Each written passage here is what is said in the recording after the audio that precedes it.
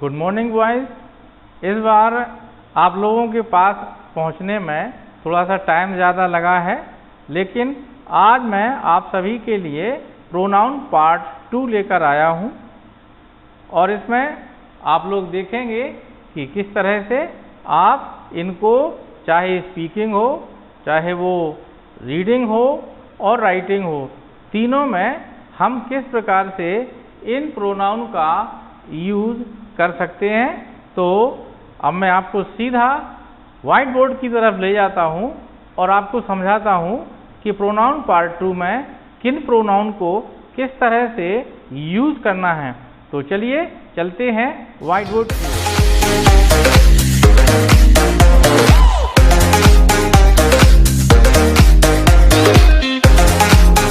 Now, dear students, I have some very important pronoun today for you. Here are some demonstrative pronoun and I have split it over the whiteboard like this: that, these, those, here, there. I have also reflected some interrogative cum relative pronoun here also, and these pronouns are like who, what, where, why, when, whose, whom, which and how. Dear students, इन सभी की हिंदी भी मैंने आपके लिए दी है, तो आप इनका हिंदी मीनिंग जानकर इनका सीधा यूज कर सकते हैं। जैसे दिस मीन्स यह, दैट मीन्स वह, दीज मीन्स ये, दोज मीन्स वो, हेयर मीन्स यहाँ, देयर मीन्स वहाँ। Next, these are some relative pronoun and their Hindi version is who means कौन, किसने, जो, जिसने।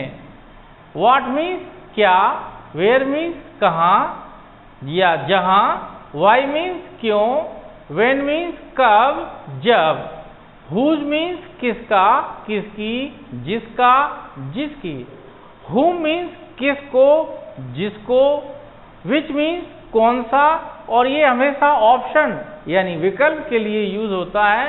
And the last one how means कैसे। डियर स्टूडेंट्स, ये तो हुआ आपका इंट्रोडक्शन इन प्रोनाउन से। अब मैं आपको बताता हूं कि कौन सा प्रोनाउन किस जगह यूज होना है। यहां लिखे ये सारे प्रोनाउन डेमोन्स्ट्रेटिव प्रोनाउन है, जैसा कि मैंने 2 बार आप लोगों को, एक बार इंग्लिश में और फिर एक बार हिंदी में समझाने की कोशिश की है। ये सारे प्रोनाउन कहीं ना कहीं प्लेस, पर्सन और थिंग्स की तरफ डेमोन्स्ट्रेट करते हैं, इंडिकेट करते हैं, इशारा करते हैं। आप ऐसा समझ लीजिए। तो दूसरे जो प्रोनाउन हैं उनको आप देख रहे होंगे कि मैंने उनको 2 तरह से लिखा है। 2 तरह से मीन्स मैंने उनकी 2 बार मीनिंग लिखी है, कौन, किसने, जो, जिसने। डियर स्टूडेंट, जब ये कौन या किसने प्रोनाउंस होते हैं, then they are interrogative pronoun and if they connect someone और they show some relationship, their meaning is जो, जिसने। दूसरे शब्दों में, जब ये क्वेश्चन करने का काम करते हैं, प्रश्न पूछने का काम करते हैं, तो ये इंटेरोगेटिव प्रोनाउन है।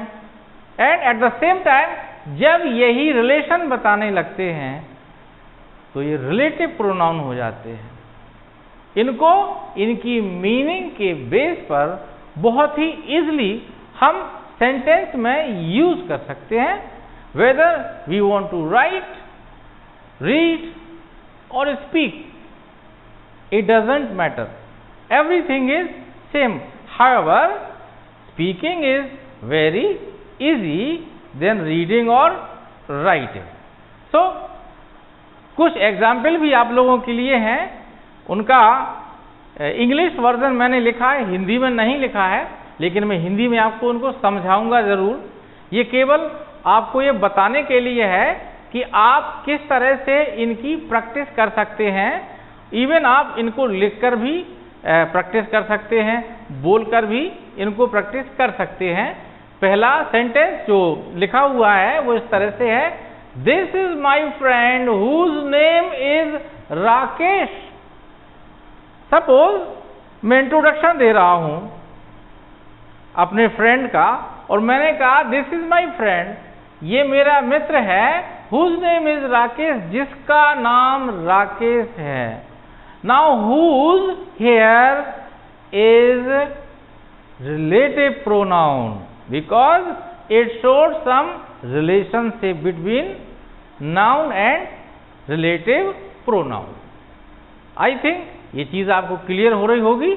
And the second sentence is there are girls who really play very well. Sorry, these are girls who really plays very well। ये लड़कियां हैं who, जो really plays very well, जो बहुत अच्छा खेलती हैं। तो again here who is relative pronoun, here who is not interrogative pronoun। एक ओरल एग्जाम्पल आपको देना चाहता हूं who से ही, such as who is the Prime Minister of India। My question is who is the Prime Minister of India? Bharat के प्रधानमंत्री कौन है? In this oral example who is interrogative pronoun। क्यों? क्योंकि ये क्वेश्चन पूछने का काम कर रहा है। Now next one, what is the time by your watch? आपकी घड़ी में कितना बजा है या क्या बजा है? So now here is only question, so what here is used as interrogative pronoun? I think this will be quite clear to you. Next one, example number 4, those who are deaf can speak with fingers।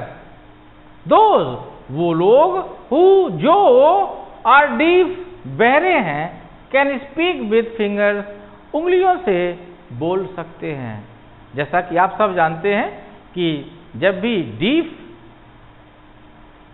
Use करते हैं अपनी language को, actually they are not able to speak through mouth और they can't hear, specially they use their fingers to convey their messages. It is quite clear. So again who is here is not a interrogative pronoun, again who here is used as relative pronoun. Next one, I have gone there many times। Here in this sentence, there I have used this demonstrative pronoun, it means वहां, I have gone there many times, मैं वहां कई बार जा चुका हूं, कई बार गया हूं। Next and last one, here are some beautiful pictures for you।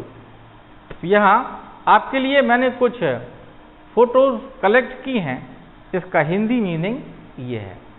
मैंने कुल आपको 5 से 6 एग्जाम्पल दिए हैं, देयर आर ओनली 5 और 6 एग्जाम्पल्स। और आप सभी जानते हैं कि जब हम प्रैक्टिस करते हैं तो example 5, 6, 10 there is no limit at all. You can go for number of examples, maybe 50, 100 or more than 100, because practice makes you perfect, no doubt। इन सारे प्रोनाउन को यूज करते हुए आप कॉन्स्टेंटली खुद को इनको यूज करने में, इन रीडिंग, राइटिंग और स्पीकिंग एक्सपर्ट बना सकते हैं। अभी के लिए आज इतना ही। अगले वीडियो में एक नए चैप्टर के साथ मैं फिर आपके लिए लेकर आऊंगा। तब तक के लिए इस वीडियो को बार बार देखकर इससे प्रैक्टिस करिए। Have a very nice day. Thank you.